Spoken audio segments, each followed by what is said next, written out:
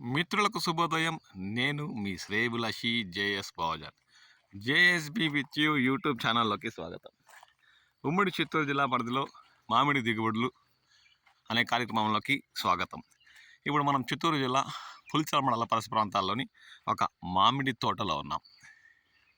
ఈ ఏడాది సీజన్ ప్రారంభమయ్యి దాదాపు ఉమ్మడి చిత్తూరు జిల్లా పరిధిలో 90% మేరకు పూర్తయింది. అందుకు నిదర్శనం ఇప్పుడు మనం మామిడి తోటలో చూస్తున్న దృశ్యాలు.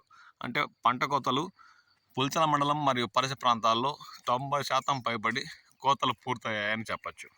ఎందుకంటే ఉమ్మడి చిత్తూరు జిల్లా పరిధిలోని దాదాపు 8 మండలాల్లో బుధవారం సాయంత్రం కల్లా ర్యాంపులకు తరలిస్తే రాష్ట్ర ప్రభుత్వం ప్రకటించిన సబ్సిడీ అందుతుందని అధికారులు ప్రకటించడంతో బుధవారం సాయంత్రం 7 గంటల వరకు కూడా ర్యాంపుల వద్ద రద్దీ కనిపించింది.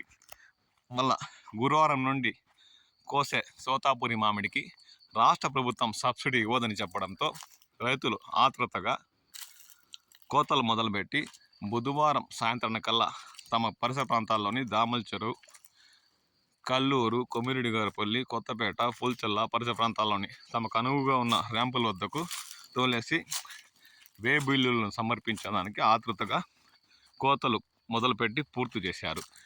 దీంతో చిత్తూరు జిల్లా పులిచెర్ల మండల పరిసర ప్రాంతాల్లోని మామిడి తోటలు 90% పైబడి ఖాళీగా దర్శనమిస్తున్న దృశ్యాలు ఇప్పుడు మనం గమనించవచ్చు. రైతులు 90% కోతల్ని పూర్తి చేశారు. ఇంకా ఉన్న 10% తోటల్లోనే ఇంకా దర్శనం ఇస్తుంది.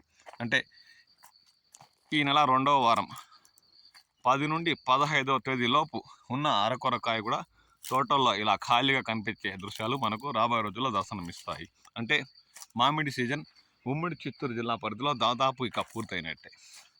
మీ ప్రాంతాల్లో ఇంకా తోటల్లో కాయలు దర్శనమిస్తున్నాయా?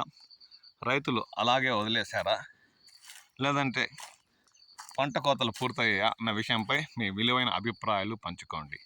ఇక ఈ మామిడి సీజన్లో రైతులు కష్టాలు పడుతూ మొదట నుండి దుక్కులు దున్ని ఎరువులు చల్లి పంటలు కాపాడుకోవడానికి 1-4 సార్లు మందులు పిచికారీ చేసి ఆ డబ్బులు కూడా రాక గిట్టుబాటు ధర లేని సమయంలో రాష్ట్ర ప్రభుత్వం సబ్సిడీ ప్రకటించి అది కూడా సీజన్ సగభాగంలో ప్రకటించి సీజన్ 10-20% ఉండగానే సబ్సిడీ ఎత్తేయడంతో రైతుల్లో కాస్త ఆందోళన నెలకొన్న విషయం కూడా తెలిసిందే.